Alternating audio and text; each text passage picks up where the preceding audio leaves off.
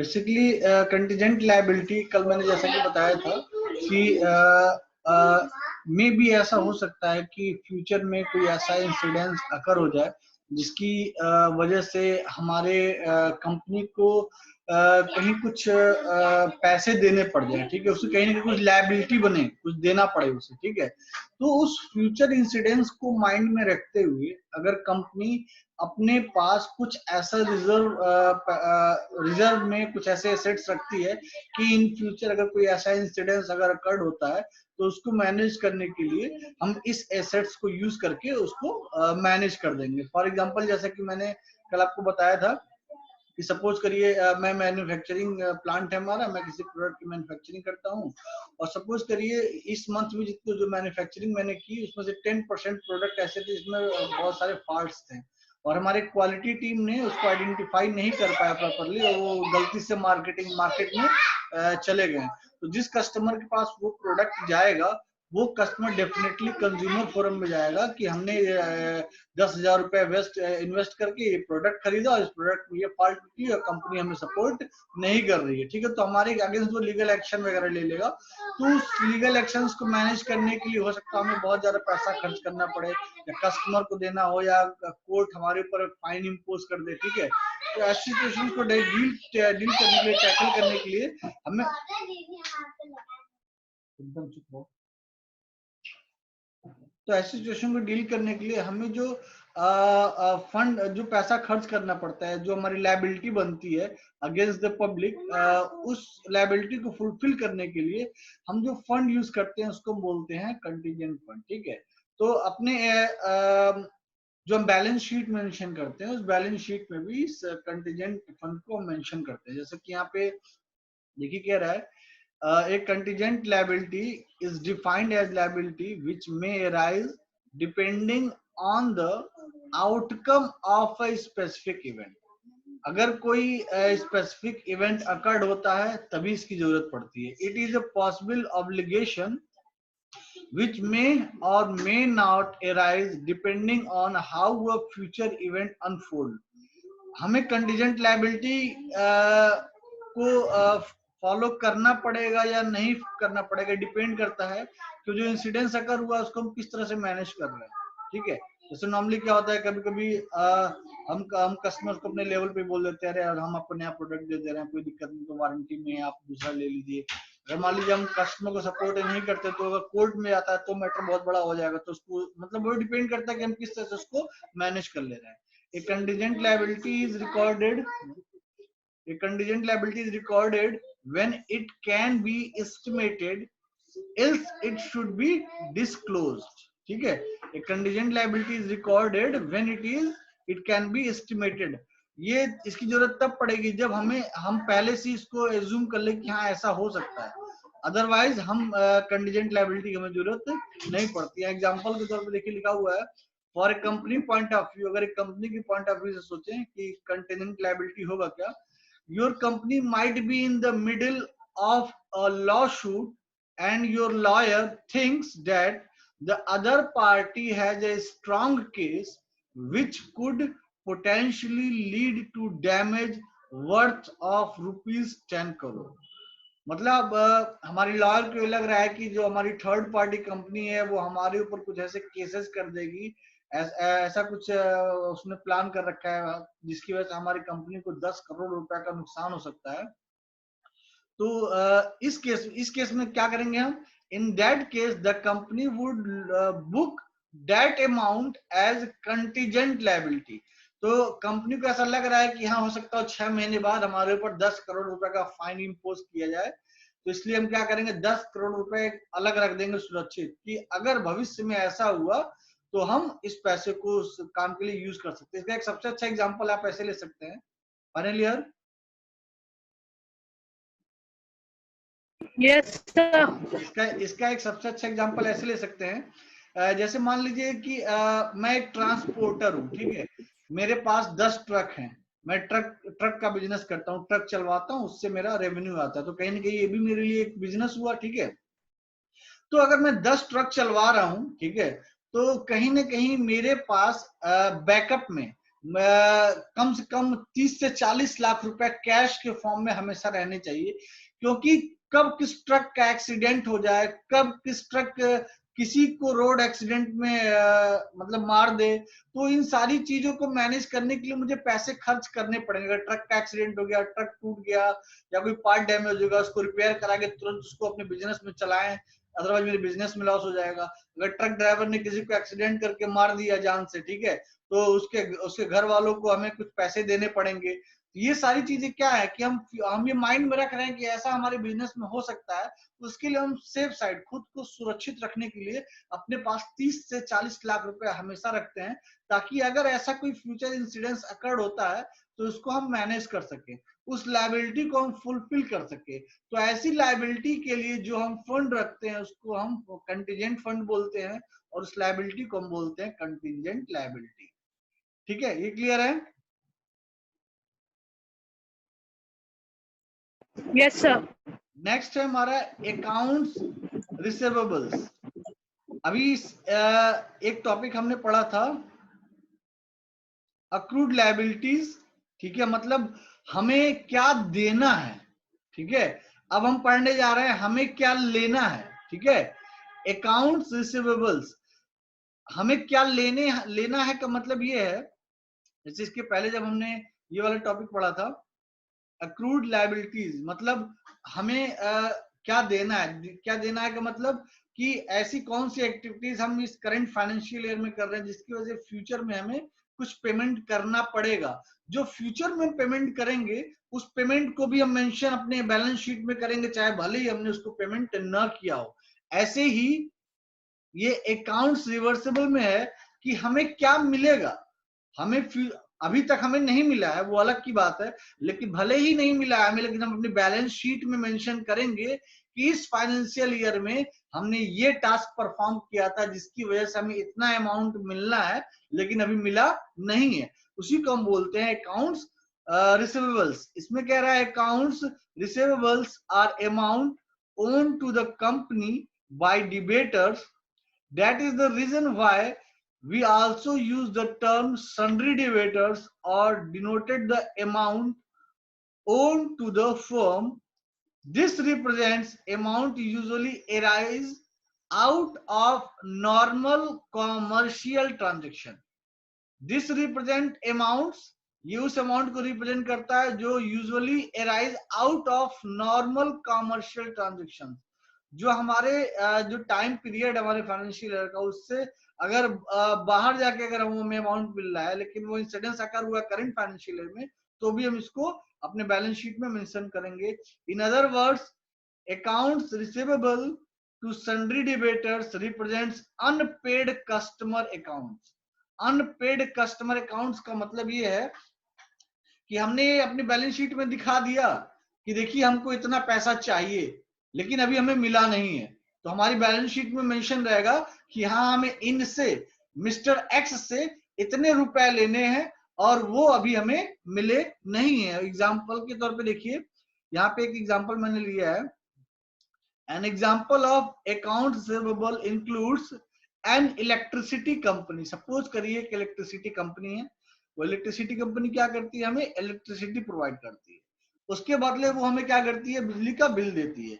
अगर वो बिजली का बिल उसने हमें हैंड ओवर कर दिया, सपोज करिए मार्च के एंड में हम बिजली का बिल हैंड ओवर कर दिया, तो अगर मुझे 2000 का बिजली का बिल हैंड ओवर किया है तो 2000 रुपए अपनी बैलेंस शीट में मेंशन करेगी कि हाँ 2000 रुपए लेने हैं, लेकिन अभी तक ये अनपेड है। ठीक है, तो वही कह रहा है कि that bill its client after the client received the electricity, the electric company record an amount, sorry an account receivable for unpaid. वो क्या करेगी, अपने बैलेंस शीट में उसको उस अकाउंट रिसीवेबल को एज अ अनपेड मेंशन कर लेगी कि हाँ इतने रुपए का इनवॉइस था, लेकिन वो अमाउंट अभी हमें पे नहीं हुआ है। Invoices as it waits for the customer to pay their bill, और वो वेट करेगी कस्टमर जो है अपने उस बिल को पे करे जिस बिल को हमने अकाउंट्स रिसीवेबल्स के अंडर में डाल रखा है। ये क्लियर है? Yes, sir. Yes, sir. सबको? Sir yes sir. ठीक है, 1 मिनट।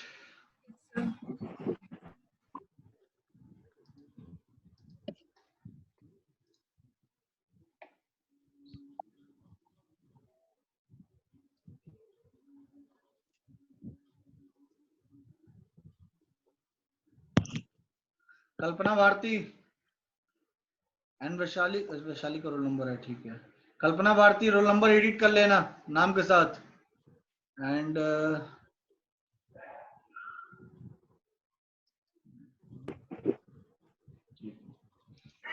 अब आता है हमारा नेक्स्ट पॉइंट जो है profit and loss account concept. देखिए अभी तक जितने भी पॉइंट हमने पढ़े, ठीक है, जितने भी पॉइंट पढ़े, चाहे वो लिक्विडिटी से रिलेटेड हो, लिक्विडिटी से रिलेटेड कई सारे सब पॉइंट्स हो, चाहे वो लायबिलिटी से रिलेटेड हो, चाहे रिसीवेबिलिटी से रिलेटेड हो, ठीक है, ये सारे पॉइंट्स कहीं ना कहीं हमारे बैलेंस शीट में यूज होते हैं, इसलिए हम इनको पढ़ रहे हैं ताकि जब हम बैलेंस शीट प्रिपेयर करें तो हमें इन टर्म्स का मतलब पता हो और उस टर्म्स के रिगार्डिंग हम सही इंफॉर्मेशन, सही डेटा उसमें फीड कर सकें। तो ऐसे ही बैलेंस शीट में कुछ और भी टर्म्स यूज होते हैं जो कि अब हम आगे पढ़ने जा रहे हैं। वो टर्म है profit and loss account concept. Profit and loss account concept. देखिए अपने बिजनेस ट्रांजेक्शन्स को बताने के लिए हमें एक तरह से ये कहें कि ट्रेडिंग शीट भी बनानी पड़ती है, ठीक है। हमें profit and loss balance sheet भी बनानी पड़ती है, प्रॉफिट एंड लॉस शीट भी बनानी पड़ती है, और इन दोनों को यूज करके फिर हम बैलेंस शीट बनाते हैं। जैसे कि यहाँ देखिए क्या रहा है profit and loss account concept में, the determination of gross profit and gross loss is done by presentation of trading account। जब हम ट्रेडिंग अकाउंट बनाते हैं, देखिए मेन पॉइंट ये ट्रेडिंग अकाउंट, जब हम ये ट्रेडिंग अकाउंट बनाते हैं,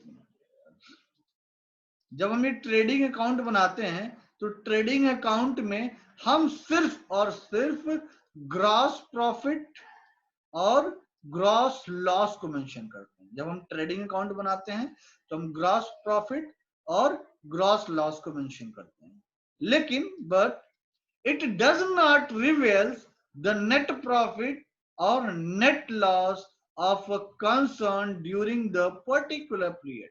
लेकिन ये जो ट्रेडिंग अकाउंट हम बना रहे हैं जिसमें हम ग्रॉस प्रॉफिट और ग्रॉस लॉस को मेंशन कर रहे हैं, ये ट्रेडिंग अकाउंट हमें नेट प्रॉफिट और नेट लॉस की डिटेल नहीं देता। जैसे फॉर एग्जांपल अगर मैं आपसे कहूं कि मैंने प्रोडक्शन के लिए 10,000 रुपए डाले अपनी कंपनी में, ठीक है, और आफ्टर प्रोडक्शन जब वो प्रोडक्ट बन के निकला, मार्केट में सेल हुआ और पैसे हमारे पास रिटर्न आए तो हमें 20,000 रुपए मिले टोटल, ठीक है।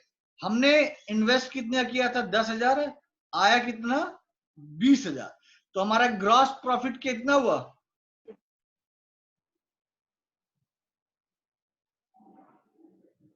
रिप्लाई करो बेटा। 10,000 रुपए मैंने लगाया, 20,000 रुपए आया, ग्रॉस प्रॉफिट कितना हुआ? सर 10,000। 10,000। अगर मैं 10,000 लगाता 8,000 आता तो ग्रॉस लॉस कितना होता? 2,000। 2,000। Very good. लेकिन एक चीज बताइए, अगर मैंने 10,000 लगाया, 20,000 कमाया, तो क्या वो पूरा 20,000 पूरा मेरा प्रॉफिट है? नहीं। नो सर, नहीं। नहीं सर। कितना प्रॉफिट है? 10,000। 10,000। 10,000। ये 10,000 ग्रॉस प्रॉफिट है। इस 10,000 को क्या हम नेट प्रॉफिट भी कहेंगे? Yes sir. नहीं बेटा, 10,000 हमारा ग्रॉस प्रॉफिट है। क्यों? क्योंकि हमने 10,000 लगाया था और 20,000 कमाया, तो उस 20,000 में से हमने सिर्फ वो 10,000 लगाया, निकाल दिया जो हमने इन्वेस्ट किया था, ठीक है। अब जो 10,000 रुपए हम फायदा देख रहे हैं, मुनाफा देख रहे हैं 10,000 का, बेटा उस 10,000 में हमें इलेक्ट्रिसिटी बिल भी देना है, उस 10,000 रुपए में हमें स्टाफ की सैलरी भी देनी है, उस 10,000 रुपए में हमें अदर एक्सपेंसेस भी मैनेज करने हैं, उस 10,000 रुपए में हमें मशीनरी की मेंटेनेंस भी देखनी है। तो इन सब चीजों को जब निकाल देंगे तो जो अमाउंट बचेगा, मान लीजिए आपको 10,000 ग्रॉस प्रॉफिट दिखा था, अब उस 10,000 में से आप एम्प्लॉय की सैलरी निकाल दीजिए, बिजली का बिल निकाल दीजिए, पानी का बिल निकाल दीजिए, मशीन का रिपेयरिंग कास्ट निकाल दीजिए। ये सब निकालने के बाद आपके पास कितना बचा, मान लीजिए 4,000 रुपये बचा बेटा। Yes sir. यस तो सर। वो जो 4,000 रुपया होगा बेटा, वो नेट प्रॉफिट है। अब समझ में आ रहा है ग्रॉस प्रॉफिट और नेट प्रॉफिट में डिफरेंस क्या है? Yes sir. Yes sir. तो जब भी हम बैलेंस शीट बनाते हैं, तो बैलेंस शीट बनाने से पहले सबसे पहले हम प्रिपेयर करते हैं ट्रेडिंग अकाउंट। क्या प्रिपेयर करते हैं? Trading account. ट्रेडिंग अकाउंट जो हमें ये बताए आपने कितना पैसा लगाया था और आपने कितना कमाया, ठीक।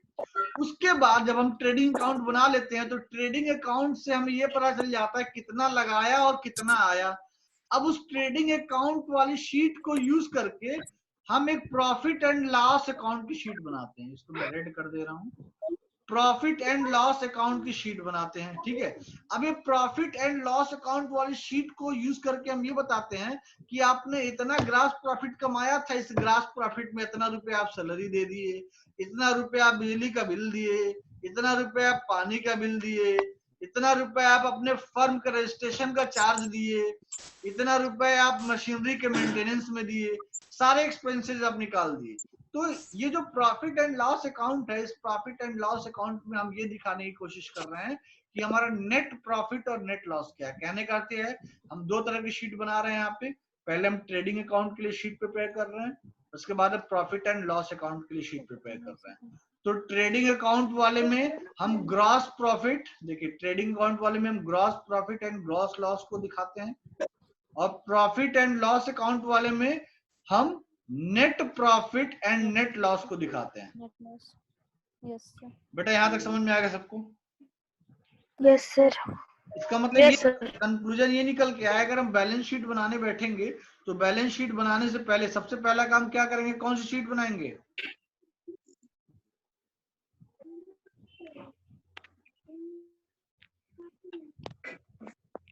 बैलेंस शीट बनाने से पहले सबसे वेरी गुड, ट्रेडिंग अकाउंट की रिगार्डिंग डिटेल हम प्रिपेयर करेंगे। उसके बाद कौन सी अकाउंट की डिटेल प्रिपेयर करेंगे? Profit and Profit and loss. Profit and loss. अब जब ये दोनों शीट बन जाएंगी, तब इन शीट को यूज करके हम प्रिपेयर करेंगे कौन सी sheet? Balance sheet. Very good, balance sheet. Balance sheet. अब समझ में आया कि बैलेंस शीट बनाने के लिए हमें किन किन स्टेप्स को फॉलो करना पड़ता है। Yes, sir. तो जो बैलेंस शीट बनाने का स्टेप है वो हमारे यहाँ से अब स्टार्ट हो रहा है आज, ठीक है। लेकिन इससे पहले जितने भी हमने टर्म्स पढ़े, वो टर्म्स इसलिए पढ़े कि हमें trading account, profit and loss account और बैलेंस शीट बनाते समय ऐसे बहुत सारे कीवर्ड्स हमें यूज करने पड़ेंगे। तो उन कीवर्ड्स का जब मतलब पता होगा तभी तो हम उस बैलेंस शीट को प्रॉपर बना पाएंगे। Yes sir. इसीलिए इसके पहले के जितने टॉपिक थे वो हमने Yes, पढ़े, sir. ताकि हमें उन चीजों को, उन कीवर्ड्स को समझने में आसानी हो। तो अब इसमें आगे चलते हैं बेटा। अब कह रहा है net profit refers, Yes, sir. Net profit refers, mike off कर दो बेटा आप लोग अपना, जब मैं बोलूंगा तब ऑन करना। Net profit refers to the surplus which remains after deducting related trading expenses from the gross profit। देखिए ध्यान से पढ़िए, कह रहा है net profit refers to the surplus which remains, जो बचता है, after deducting related trading expense from the gross profit. Gross profit में से हम जो हमारे जो एडिशनल एक्सपेंसेस हैं उनको अगर हम डिडक्ट कर दें तो जो बचता है वही हमारा क्या होता है? Net profit. जैसे ग्रॉस प्रॉफिट हम बताए थे 10,000 रुपया निकला प्रॉफिट हमारा।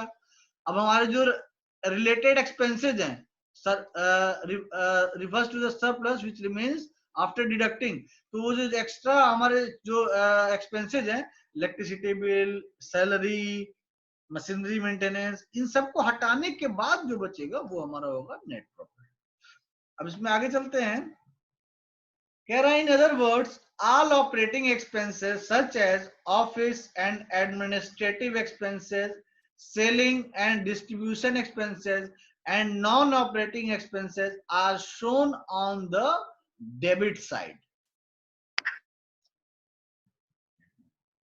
कहने का मतलब ये है, ये कह रहा है कि आपको क्या देना है ये आप चढ़ा लीजिए अपने खाते में। आपको जैसे आपने 10,000 रुपये प्रॉफिट बना लिया, आपने 10,000 रुपये प्रॉफिट बनाया ना? Yes sir. Yes, sir.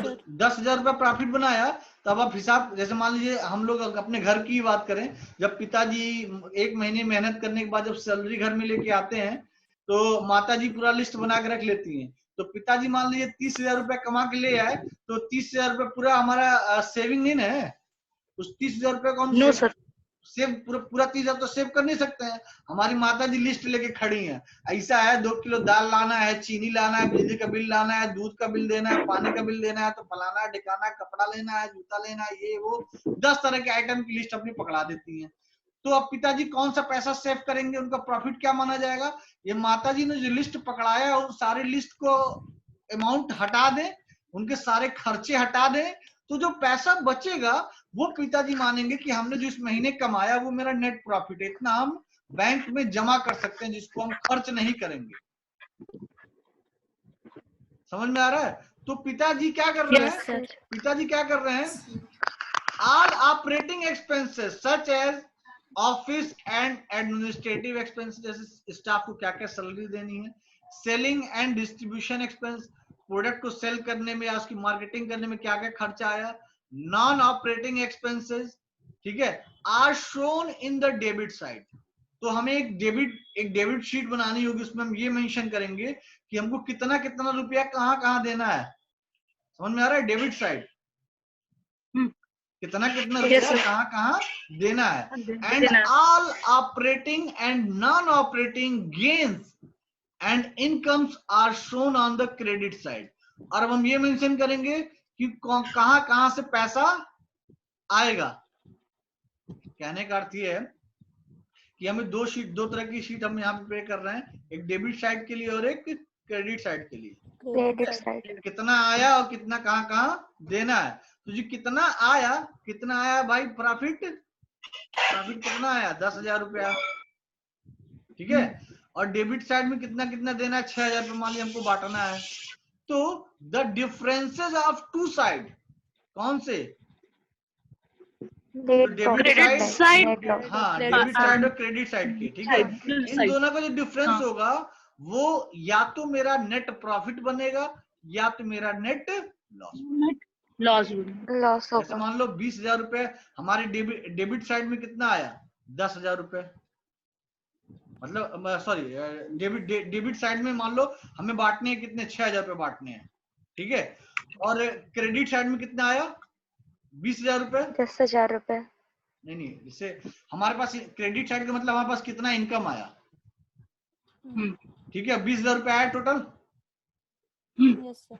मतलब उसमें 10,000 रुपए हमने अपना इन्वेस्ट किया था रॉ मटेरियल वगैरह के लिए, वो भी हम काट देंगे, डेबिट साइड में चढ़ा देंगे उसको। डेबिट साइड में हमने चढ़ा दिया 10,000 रुपए हमने इन्वेस्ट किया था मटेरियल वगैरह में, ठीक है, उसका सैलरी में, उसके बाद बिजली के बिल में, फिर मशीनरी में, फलाना ढिकाना, ये सारे एक्सपेंसेस जब निकाल देंगे तो the differences of two sides is either net profit और Net loss. इतना समझ में आ गया? Yes, Yes, sir. sir.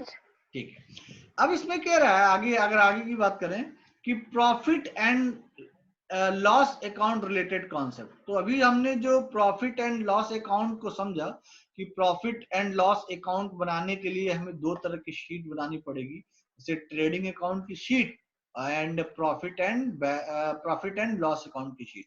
जो प्रॉफिट एंड लॉस अकाउंट वाली शीट है ये ट्रेडिंग अकाउंट वाली शीट को यूज करके ही बनेगी, ठीक है। तो इन शीट को बनाने के लिए हमें कौन कौन से कॉन्सेप्ट ऐसे हैं जो इनसे रिलेटेड है वो हमें समझने की जरूरत है। तो अब ये कह रहा है कि profit and loss account related concept, यानी प्रॉफिट एंड लॉस अकाउंट को प्रिपेयर करने के लिए आपको किन किन चीजों को समझने की जरूरत है, अब हम वो पढ़ने जा रहे हैं। जैसे पहला, हमें यहाँ 2 पॉइंट पढ़ने हैं। Components appearing on debit side of the profit and loss account. Profit and loss account, दो तरह के अकाउंट थे, एक ट्रेडिंग अकाउंट और एक profit and loss account. Loss account. ठीक है। Yes, अब हम Yes. अब प्रॉफिट एंड लॉस अकाउंट में आप याद करिए, दो तरह की चीजें हमने बनाई थी, एक डेबिट साइड के लिए और एक क्रेडिट साइड के लिए। credit Credit side side के के लिए। लिए। मतलब कितना कितना पैसा हमको कहाँ कहाँ खर्च करना है और कितना टोटल आया, वो घटा देंगे तो नेट प्रॉफिट निकल जाएगा या नेट लॉस निकल जाएगा। तो अब हम पढ़ने जा रहे हैं प्रॉफिट एंड लॉस अकाउंट के लिए डेबिट साइड। देखिए लिखा है डेबिट साइड।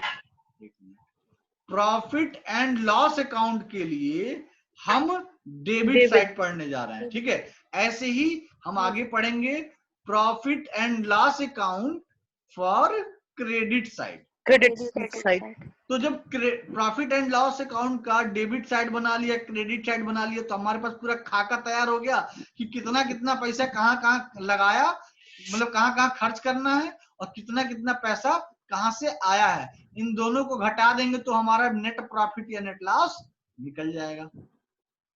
Yes, sir। निकल जाएगा, Yes, sir.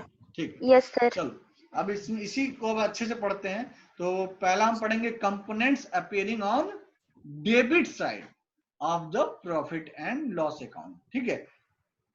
तो डेबिट साइड का मतलब कि कहाँ कहाँ खर्च करना है, पहले उसकी डिटेल आप बना लीजिए, ठीक है। तो कहाँ कहाँ खर्च करना है भैया, पहला है ऑपरेटिंग एक्सपेंसेस। ऑपरेटिंग एक्सपेंसेस में कह रहा है it refers those expenses as the day-to-day expenses of operating a business, including office and administrative expenses, selling and distribution expenses। तो ये सारे क्या है, हमारे उस कंपनी को उस बिजनेस को, उस ऑर्गेनाइजेशन को चलाने के लिए जो मैन पावर चाहिए, चलाने के लिए जो रॉ मटेरियल चाहिए, चलाने के लिए जो बिजनेस पॉलिसी चाहिए, चलाने के लिए जो मार्केटिंग स्ट्रेटजी चाहिए, चलाने के लिए जो डिस्ट्रीब्यूशन पॉलिसी चाहिए, इन सब पे जो खर्चा आ रहा है उस खर्चे को हम बोलेंगे ऑपरेटिंग एक्सपेंसेस। बिजली का बिल, मशीनरी मेंटेनेंस, सैलरी, पानी का बिल, रॉ मटेरियल, मतलब रॉ मटेरियल भी कह सकते हैं, सारी चीजें क्या होंगी, हमारी ऑपरेटिंग एक्सपेंसेस है। तो नॉन ऑपरेटिंग एक्सपेंसेस क्या है? नॉन ऑपरेटिंग एक्सपेंसेस ऐसे हैं जैसे मान लीजिए हमने बैंक से लोन लिया है भैया, जो बिजनेस चल रहा है हमारा एकदम टकाटक, उस बिजनेस को खड़ा करने के लिए हमने बैंक से लोन लिया था 2 करोड़ रुपया। तो बैंक का लोन हर महीने 2 करोड़ रुपए का हर महीने हम इंटरेस्ट देते हैं, लगभग 20 लाख रुपए, मान लीजिए हर महीने 20 लाख रुपए इंटरेस्ट देते हैं। तो क्या है, वो नॉन ऑपरेटिंग एक्सपेंस है, मतलब बिना कुछ किए पैसा जा रहा है हमारा, समझ रहे हैं? Yes, sir. नॉन ऑपरेटिंग, वो हमको अपना क्या बोलते हैं, इंटरेस्ट देना ही देना है जो हमने लोन लिया है। हमने पता चला 30 लाख रुपया कमाया, 20 लाख रुपया बैंक वाले लेके चले गए, समझ में आ रहा है? तो उस खर्चे को भी हमें अपने इस वाले अकाउंट में डेबिट साइड में मेंशन करना पड़ेगा। तो इसमें कह रहा है these expenses incurred other than operating expenses, non-operating expenses which are related to a financial nature, for example interest payment on loan and overdrafts, loss on sale of fixed assets, ठीक है, writing of fixation assets such as preliminary expenses, underwriting commissions etcetera. ये सारे जो expenses हैं ये हमारे क्या है, नॉन ऑपरेटिंग है। जैसे मान लिया आपने प्रोडक्ट बनाया तो बहुत सारे प्रोडक्ट सेल नहीं, ऐसे होता नहीं है। जैसे सपोज करिए मैं बिस्किट बनाता हूँ मार्केट में, मैं मान लीजिए मैं मेडिसिन बनाता हूँ, तो वो मेडिसिन मार्केट में मैंने लॉन्च कर दिया था, लेकिन 2 साल बाद 50% प्रोडक्ट हमारे उस मेडिसिन के सेल नहीं कर पाए दुकानदार, तो दुकानदार हमें वापस भेजेंगे कंपनी को। तो Yes, sir. अब तो मेरे लिए वो तो मैंने प्रोडक्शन कर दिया था, लेकिन अब तो मेरे पास वापस आ गया, क्योंकि दुकानदार से जब मैं दुकानदार को मैं हेल्प नहीं करूंगा फिर मेरा प्रोडक्ट आगे खरीदेगा भी नहीं ना। इसलिए मैं कहूंगा चलिए ठीक है, नहीं बिका तो हमें वापस कर दो, तो वो नहीं बिका वापस आ गया तो वो भी तो मेरा लॉस ही है ना एक तरह से। Yes, sir। वो भी तो मेरे नॉन ऑपरेटिंग एक्सपेंस में आएगा। अगर मैंने 10,000 का माल बेच दिया था मार्केट में, 5,000 का वापस आ गया, तो मैंने बेचा कितने का, 5,000 का बेचा ना। Yes, sir. तो वो भी मुझे नॉन ऑपरेटिंग एक्सपेंस में मेंशन करना पड़ेगा। अब हम आते हैं नेक्स्ट पॉइंट पे, components appearing on credit side. अभी हमने डेबिट साइड पढ़ा, अब हम पढ़ रहे हैं क्रेडिट साइड। Credit तो side. हाँ, किस अकाउंट के लिए? Profit and loss Profit and account. loss. Loss account. तो अब हम वो अकाउंट मैनेज कर वो डिटेल प्रिपेयर करने जा रहे हैं जिसमें हमको पैसा मिलना है। अभी तक हम देने की बात कर रहे थे, अब हम पैसा आने की Yes sir, बात debit करेंगे। में.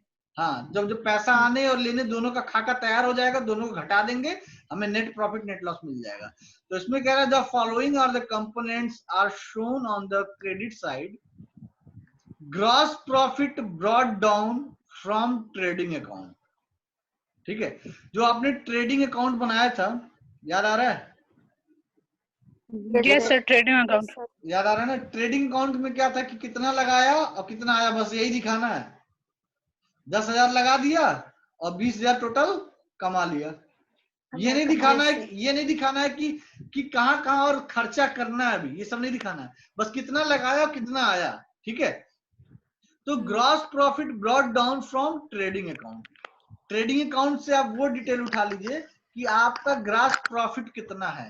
तो 10,000 लगाया था, 20,000 कमाया, तो ग्रॉस प्रॉफिट कितना हो गया? 20,000 माइनस 10,000, कितना हो गया ग्रॉस प्रॉफिट? 10,000 रुपए। 10,000। ठीक है, अब operating income. Operating income means it refers to income earned from the operation of the business excluding gross profit and non operating income। इसको समझने के लिए ऐसे समझो, जैसे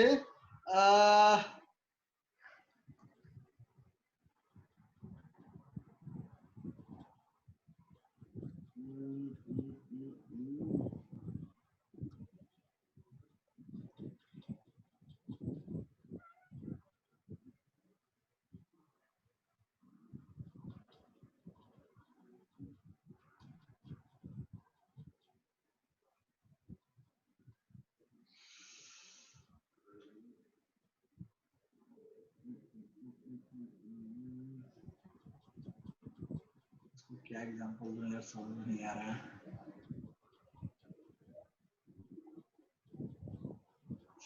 ऐसे समझो कि मतलब जो आप ऑर्गेनाइजेशन चला रहे हैं, ठीक है, उस ऑर्गेनाइजेशन में जो आपने ग्रॉस प्रॉफिट दिखाया है, वो ग्रॉस प्रॉफिट आपको 10,000 रुपया दिखा है। ठीक है, लेकिन यहाँ जो ऑपरेटिंग इनकम की बात कर रहा है, इस ऑपरेटिंग इनकम में हमें उस ग्रॉस प्रॉफिट को हटा के अलग करके रखना है। उस ग्रॉस प्रॉफिट को अलग करके रखना है। तो ऑपरेटिंग इनकम में हमें अपने बिजनेस ऑर्गेनाइजेशन कुछ ऐसी एक्टिविटीज करनी है जिसमें हमें कुछ, हमारे जो मैन पावर है, हमारे कंपनी या ऑर्गेनाइजेशन में जो मैन पावर है, उनके ऑपरेशन से या हमारे ऑर्गेनाइजेशन के ऑपरेशन से कुछ अलग से भी रेवेन्यू आ रहा हो, कुछ अलग से भी रेवेन्यू आ रहा हो, उस रेवेन्यू को हम बोलेंगे ऑपरेटिंग इनकम। ठीक है, ऑपरेटिंग इनकम। हाँ, तो वो हमारा ग्रॉस। हाँ, नहीं समझ में आया। ऐसे समझो जैसे अच्छा मेरी ही बात कर लो, मैं अपना एग्जांपल दे रहा हूँ। मैं एज एकेडमिशियन हूँ अपने कॉलेज में, मैं पढ़ाता हूँ, मैं सिर्फ पढ़ाता हूँ, मैं एज असिस्टेंट प्रोफेसर हूँ, मेरा प्रोफाइल है टीचिंग। कॉलेज मुझे सैलरी देता है पढ़ाने के लिए, ठीक है। Yes sir. लेकिन मैं पढ़ाता भी हूँ, लेकिन मैं कॉलेज को ऑनलाइन एग्जाम करा के अलग से रेवेन्यू भी दे रहा हूँ।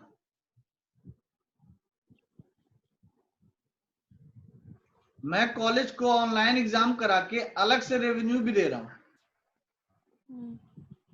समझ में आ रहा है?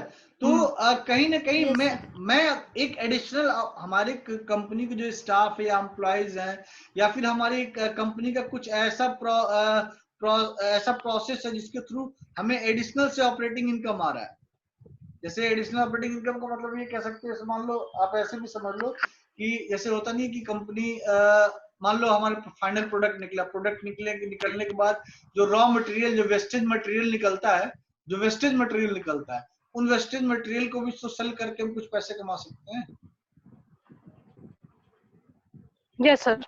तो वो जो रॉ मटेरियल, जो वेस्टेज मटेरियल निकला, तो उसको बेच के जो पैसे कमाए, वो तो हमारे ग्रॉस प्रॉफिट में नहीं आ रहा है ना। क्योंकि ग्रॉस प्रॉफिट में तो हमने इतना 10,000 रुपया लगाया था और प्रोडक्ट बनने के बाद 20,000 रुपया कमा लिया, बस हम इतना ही दिखाया। लेकिन वो एडिशनल जो इनकम आई, जो हमारे ऑपरेशन से आई एडिशनल इनकम, वो तो हम मेंशन नहीं कर रहे हैं ना, तो वो आ जाएगा इसमें ऑपरेटिंग इनकम में, ठीक है। और नॉन ऑपरेटिंग इनकम में जैसे यहाँ कह रहे हैं, non operating income refers to the, जैसे हमारी कंपनी ने कहीं अदर शेयर में इन्वेस्ट, हमारे बिजनेस से ही जो पैसा मैंने कमाया उसी पैसे को मैंने कहीं अदर कंपनी के शेयर में इन्वेस्ट कर दिया, या